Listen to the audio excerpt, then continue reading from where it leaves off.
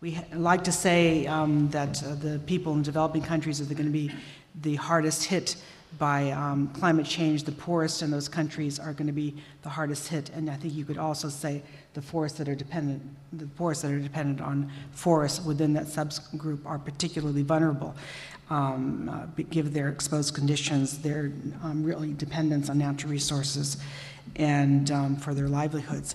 So the prospects of increased forest fires, of pests, of just destruction of their livelihoods is particularly critical, and if the catastrophic picture that has been painted happens, then we're going to be seeing movements of people, I think, in very important measure, which obviously would not be a good thing. But in the shorter term, maybe the next 10, 15 years, what we're looking at is seeing, how do we actually help restore forests, protect forests, so that you're protecting the livelihoods of people, making those ecosystems more resilient, not just by avoiding deforestation, but also going more proactively towards restoration of degraded areas through sustainable practices. And when we do that, I think, again, echoing a little bit what we heard this morning from the keynote speakers from Eleanor Ostroms and Graham Brundtland, is really having very much a people-centered approach. And so the work that we're doing at the World Bank with many of our partners is really trying to be very proactive in taking the strategies that may work at least be conceived at the national or local level, but taking them down to local communities. Because if you don't include them, and here I would want to especially target the discussions we need to have with indigenous peoples, you're not going to get a successful adaptation strategy. So I think that's sort of a number one point that I wanted to make. But a few examples, perhaps, to make this a little bit more real, and some things that are happening right now in various communities. In Aceh, there's a community-based sustainable forest management and conservation project, which is really helping maintain a very large contiguous forest area in Indonesia, bringing benefits to the poor while making those areas more resilient. Same thing happening in Mali, where there's a big program going on reforestation and better management of native vegetation.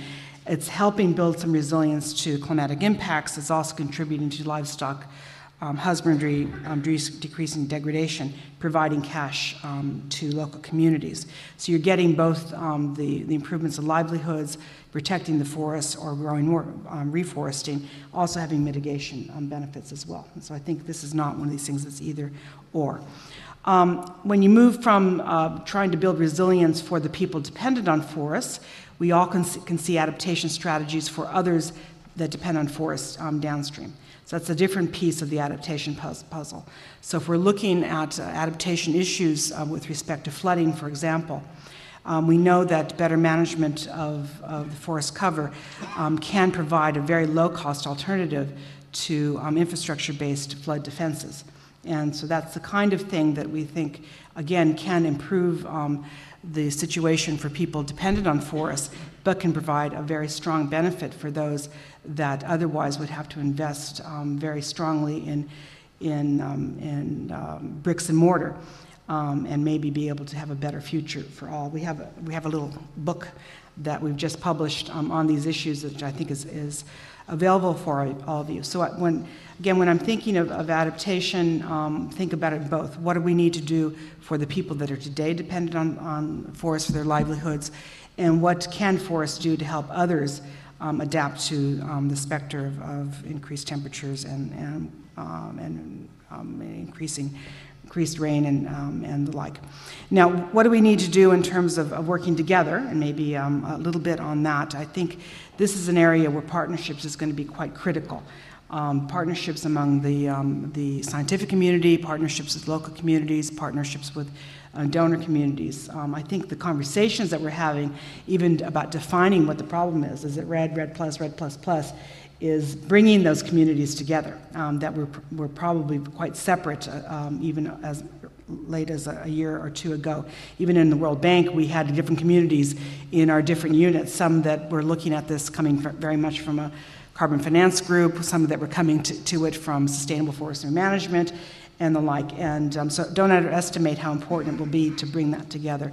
We are part of something called Growing Forest Partnership, which is trying to play our part in this. We're looking for innovations. We've just conducted something called the Development Marketplace, where we really brought Indigenous peoples and other communities together to say, what are the adaptive solutions that you're finding, and how can we scale those up? And we are trying to see how some of the different types of flows of funds, whether those are the investment funds that may be coming from the discussions that are happening as we speak, well, not as we speak, it's Sunday, but during the week in the Bella Center, the possibilities of using market or other performance-based flows of funds, as well as regular ODA and public and private funding. Bringing all those things together, I think, are going to be quite critical as we move forward. And so it's, I think, time for us to get the different strands, pull them together into one strategy, but not forget that if you don't pull that together with the people that are ultimately going to need to be the prime actors here, we're not going to be successful. Thank you.